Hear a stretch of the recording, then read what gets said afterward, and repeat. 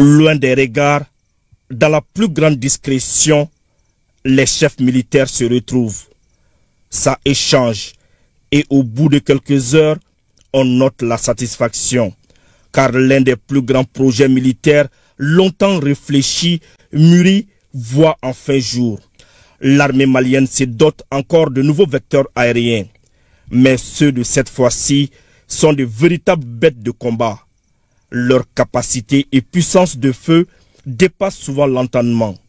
Le drone Akinci, c'est un drone de l'entreprise turque Baykar, la même qui conçoit les TB2. C'est un drone, à la différence du TB2, qui a deux moteurs turbopropulseurs, ce qui lui permet d'aller à une altitude supérieure à 11 km et ça lui permet d'aller à des vitesses aussi grandes que 400 km/h.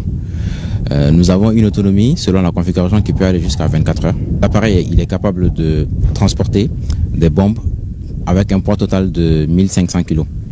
Nous avons des bombes de précision qui permettent de tirer avec de très grande précision. Il est équipé d'équipements de vision qu'on appelle les boules optroniques qui permettent de voir de jour comme de nuit. Ça peut couvrir tout le territoire national.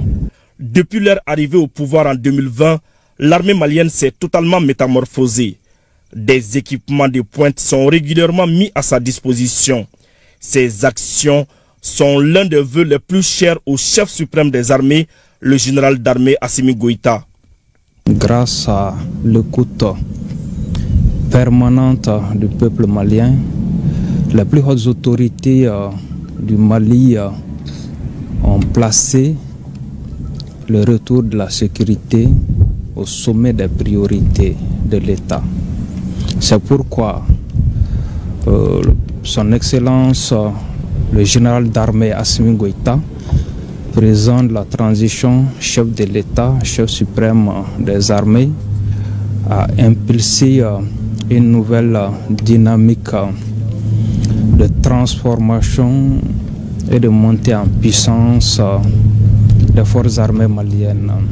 Grâce aux nombreuses acquisitions, tous sophistiqués, les uns plus que les autres, l'armée malienne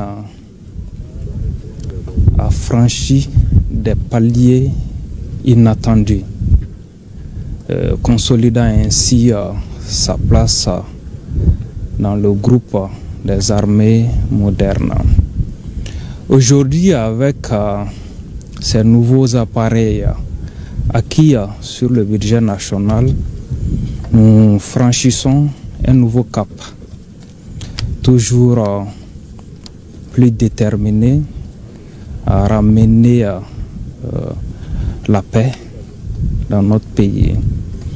Nous œuvrons à étendre le maillage territorial et à trouver et neutraliser d'éventuelles menaces à n'importe quel point du territoire national.